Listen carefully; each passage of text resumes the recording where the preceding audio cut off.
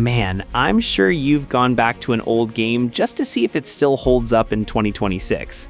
I've done that with a lot of games, and honestly, many of them have aged like fine wine. I'd even argue that some are better than a lot of today's new releases. So I put together a list of 15 games that, whether because of timeless art direction, rock-solid mechanics, or just pure magic, refuse to get old. These are experiences you can play today and still walk away impressed, like they just came out yesterday. Infamous Second Son, I still remember the day this came out. It was supposed to show us what the next gen was capable of, and honestly, it still does. Delson Rowe is such a great change of pace from Cole McGrath. He's a bit of a punk, he's cocky, and I love that energy. But let's talk about the real star, the powers.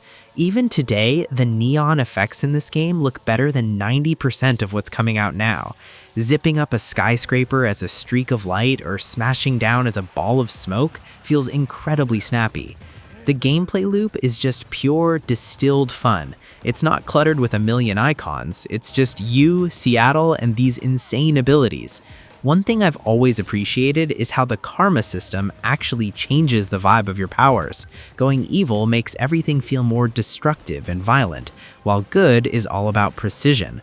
I'll be honest, the story's a bit on the short side, and I wish the choices felt a bit deeper. But man, that impact when you land a comet drop, it never gets old. It's a flashy, fast-paced sandbox that proves that good art direction and tight controls are immortal.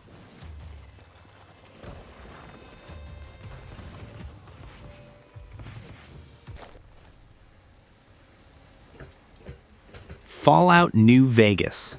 Alright, let's get into the heavy hitter. New Vegas is, in my humble opinion, the best Fallout game ever made. Period. Bethesda fans might argue, but Obsidian just brought a level of writing and consequence that we haven't seen since. I remember my first time walking into the Mojave, getting shot in the head, and then spending the next 50 hours deciding the fate of the entire wasteland.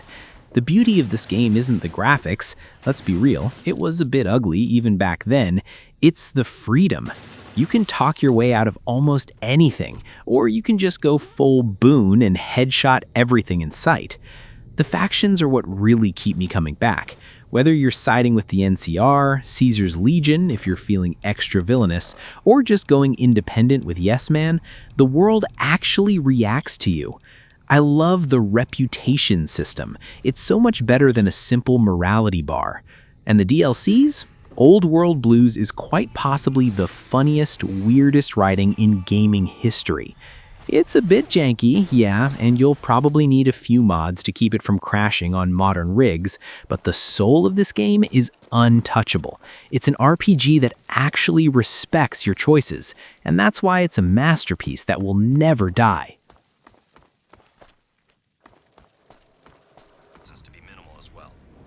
Prey 2017. I will never stop shouting about how much of a crime it is that Prey didn't sell billions of copies. This is Arcane Studios at the absolute top of their game. I remember waking up in that apartment on Talos 1 and having my brain melted by that first big twist. The atmosphere is just suffocating in the best way possible. It's an immersive sim, which basically means the game tells you, here's a locked door, here are 10 different tools, go figure it out. I spent hours just turning into a coffee mug to squeeze through security windows. The mimics are pure nightmare fuel. I still have a habit of hitting every trash can and chair with a wrench, just in case it's an alien waiting to jump on my face. What I love about Prey is that it doesn't hold your hand. You have to read the emails, listen to the logs, and actually pay attention to the environment to survive. The glue cannon is one of the most creative weapons in history. Using it to build your own stairs up a wall is just genius. It's smart, it's creepy, and it's a game that makes you feel like a genius when you solve a problem. It's a 10 out of 10 that puts most modern simplified shooters to absolute shame.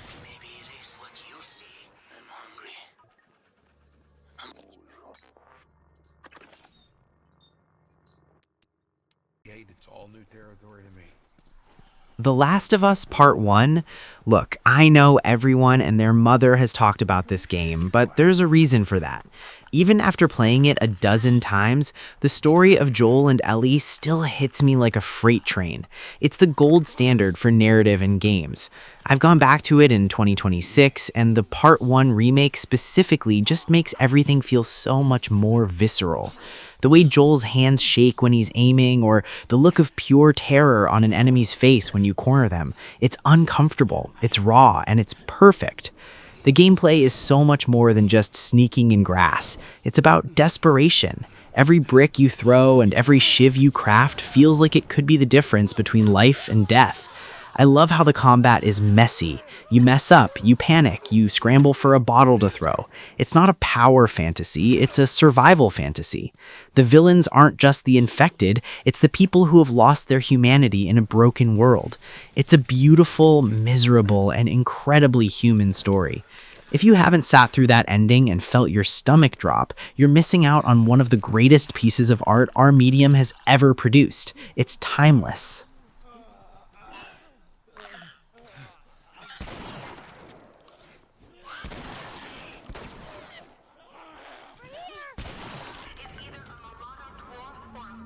BioShock Infinite is something else.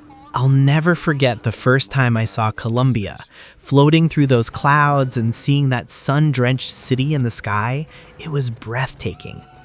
While the first BioShock was all about the dark, claustrophobic ruins of the ocean, Infinite is the complete opposite, but just as twisted. The hook here is the relationship between Booker and Elizabeth. I've played so many games where the companion AI is just annoying, but Elizabeth, she's the heart of the game. She finds you ammo, she opens tears in reality, and she actually reacts to the world around her. The combat is like a high-speed ballet on those skylines, hooking onto a rail, sniping a guy from midair, and then dropping down with a shock power. It's pure adrenaline. But man, the story, it's a total mind-bender. It tackles American exceptionalism, religion, and quantum physics in a way that had me staring at a wall for an hour after the credits rolled. I know some people think the shooting is a bit arcadey compared to the original, but the pure spectacle and the emotional payoff are just legendary. It's a bright, beautiful nightmare that proves games can be incredibly smart while still being fun as hell.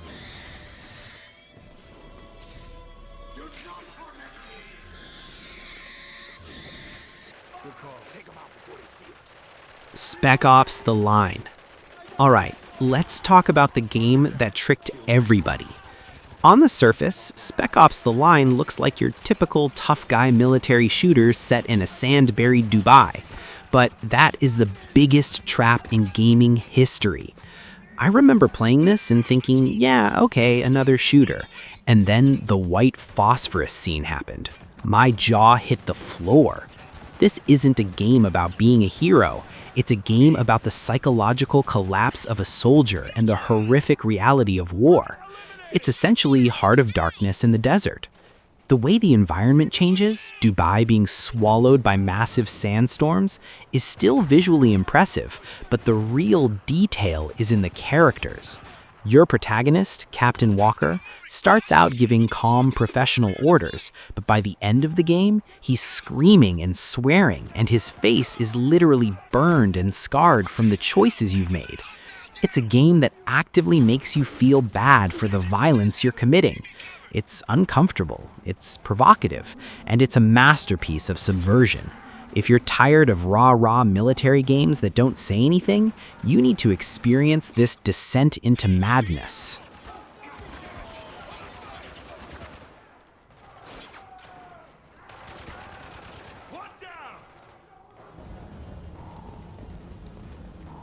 Mass Effect 2. Let me be real, Mass Effect 2 is the best sequel ever made, period. BioWare took everything that was clunky about the first game and just polished it until it's shone. The suicide mission is still the gold standard for high-stakes finales. I remember the literal stress of making sure every single crew member was loyal, because I knew if I messed up, I was going to lose them forever. This isn't just an RPG, it's a buddy movie in space. I spent more time talking to Garrus and Morden on the Normandy than I did actually shooting aliens, and I loved every second of it. The character writing is just peak. These people aren't just quest givers, they're your family. When you go into that final stretch and that incredible soundtrack kicks in, you feel the weight of the galaxy on your shoulders. The combat is punchy, the biotics feel powerful, and the elusive man is one of the most intriguing villains or allies ever written. It's a perfect blend of space opera storytelling and tactical action. If you haven't sat in the captain's chair and made the hard calls, you're missing out on a core pillar of gaming history. It's perfect.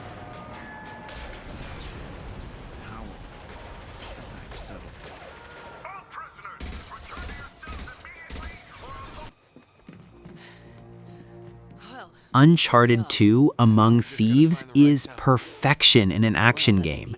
I still remember the opening, Nate waking up in a train car dangling over a snowy cliff. I was hooked in 5 seconds. Naughty Dog basically mastered the playable blockbuster here. It's funny, it's fast-paced, and it has some of the best set pieces ever designed. The collapsing building in Nepal, the high-speed chase through the mountains, it's all seamless. It doesn't feel like a movie you're watching, it feels like a movie you're doing. Nathan Drake is just so damn likable because he's not a super soldier, he's a guy who's constantly over his head and just barely making it out alive. The chemistry with Sully, Elena, and Chloe is lightning in a bottle. I love that the game doesn't take itself too seriously. It's an adventure, a treasure hunt, and a total blast from start to finish. The platforming is intuitive, the gunplay is snappy, and the locations are just stunning. It's the kind of game that reminds you why you started playing in the first place, for the sheer, unadulterated joy of the journey.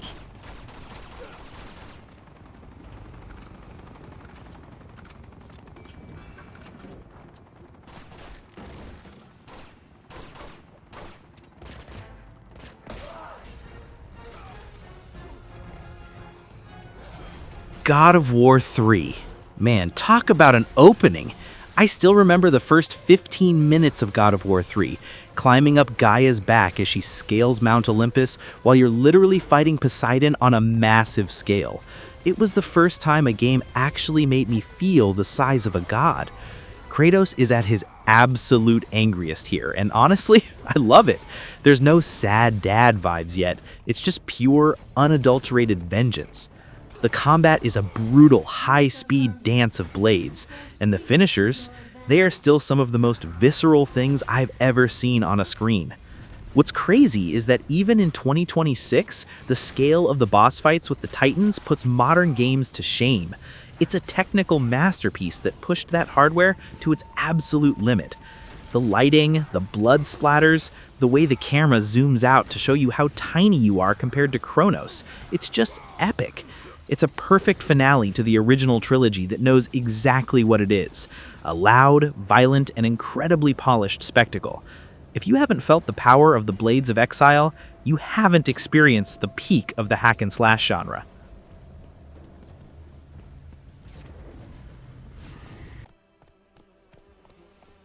The Witcher 3 Wild Hunt.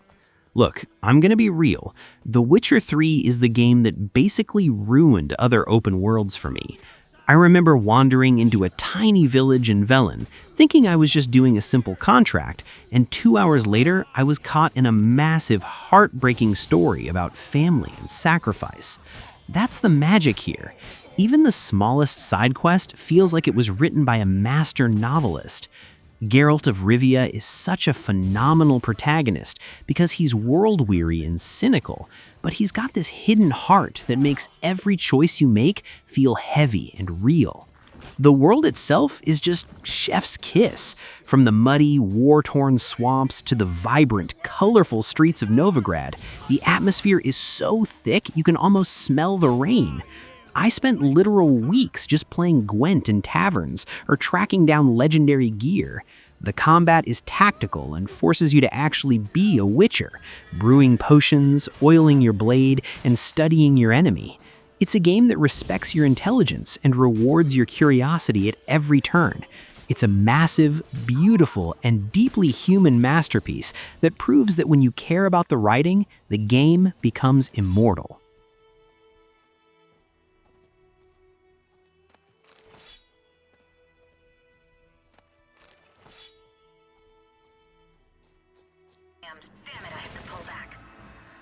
Just Cause 2. Alright, let's talk about pure, chaotic freedom. Just Cause 2 is a game that I still go back to when I just want to blow stuff up and feel like a madman. The map of Panau is absolutely massive, but the real hook is the dual tether grappling hook.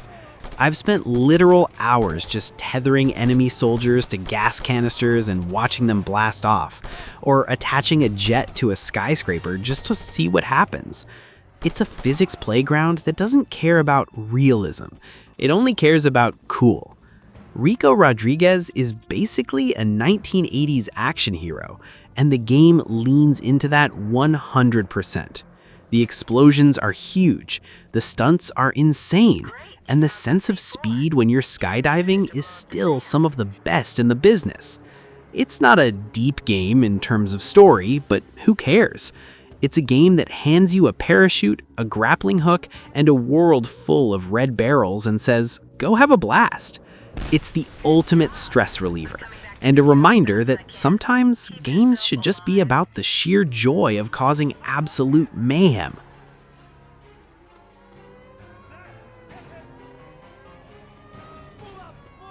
God damn it, Kane! You better get a move on! I'm inbound. Stand fast and give him hell.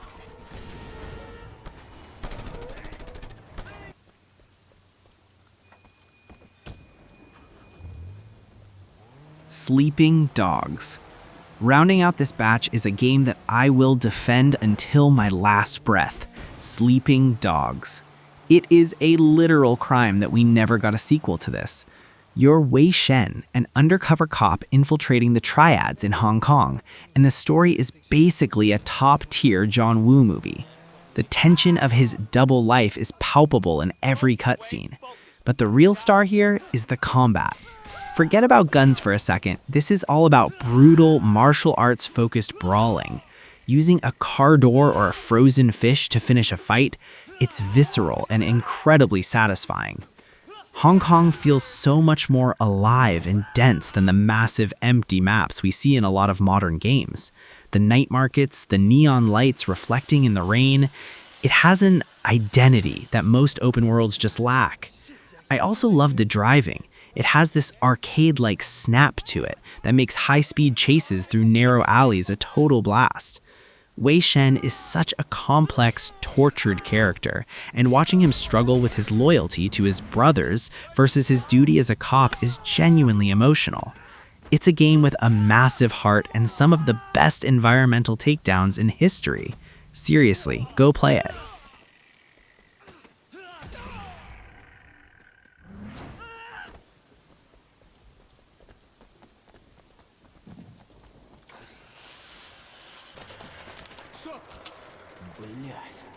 Metro Last Light. Man, if you want to talk about atmosphere, Metro Last Light is the king of the tunnels. I remember the first time I stepped out onto the surface of a post-apocalyptic Moscow, wiping the radioactive condensation off my gas mask while hearing the heavy, distorted breathing of Artyom. It's terrifyingly immersive. This isn't just a shooter, it's a survival horror epic, where every bullet is literally worth its weight in gold. I spent so much time just sitting in the makeshift bars of the underground stations, listening to survivors tell stories of the world before the bombs. It's a world that feels heavy, dark, and heartbreakingly real. The stealth is what really got me. Creeping through the shadows, unscrewing light bulbs to stay hidden, and deciding whether to spare an enemy or take them out, it makes you feel the weight of your choices. The Redux version looks phenomenal even today, but it's the sound design that haunts me. The guttural growls of the mutants and the echo of a distant train, it's pure dread. It's a game with a soul, based on a fantastic series of novels, and it treats its setting with a level of respect you rarely see. If you haven't lived through RTM Struggle, you're missing out on the most atmospheric FPS ever made. There must be bigger beasts around. Чувак, be careful not to wake them up. Shit! They're close! Wait, Artyom, don't rush. Careful here. Things about how to run the city? Not yet, but I got an idea about how me and GTA 4. Alright, I'm gonna say it. I actually like GTA 4 more than GTA 5. Yeah, I said it. There is a grit and a weight to Liberty City that the series hasn't touched since. Niko Bellic is, in my opinion, the most human protagonist Rockstar has ever written. He's not a cartoon character, he's a man haunted by war, just trying to find some peace in a city that's built on lies. I remember the first time I felt the car physics. They were heavy, boat-like, and actually required skill to drive.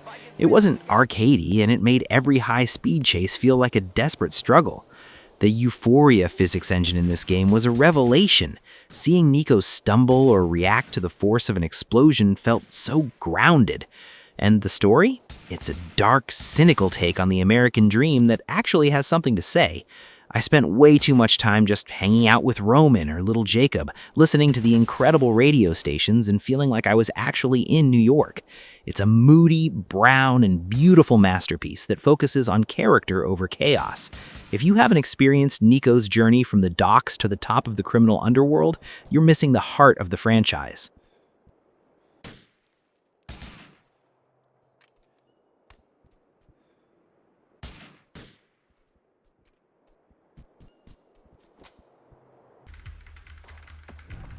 Far Cry 3. Finally, we're ending with the game that basically defined the modern open-world shooter, Far Cry 3. But let's be real, the reason this game is a classic isn't just the map, it's Vas Montenegro. I remember sitting there staring at the screen while he gave that definition of insanity speech and feeling actual chills. He's quite possibly the best villain in gaming history. Watching Jason Brody go from a scared, privileged tourist to a cold-blooded jungle warrior is a wild, disturbing transformation that actually makes you question who the real monster is. The gameplay is pure, distilled fun. I spent my first 10 hours just liberating outposts, and let me tell you, there is nothing more satisfying than sitting on a hill with a suppressed sniper rifle and picking off guards, or just breaking a tiger's cage and watching it do the work for you. The wingsuit, the crafting, the hallucination sequences, it all fits together into this beautiful, violent, tropical nightmare. It's got a personality that the later games in the series have struggled to recapture. It's a legendary experience that reminds us that a great villain and a tight gameplay loop can make a game truly immortal.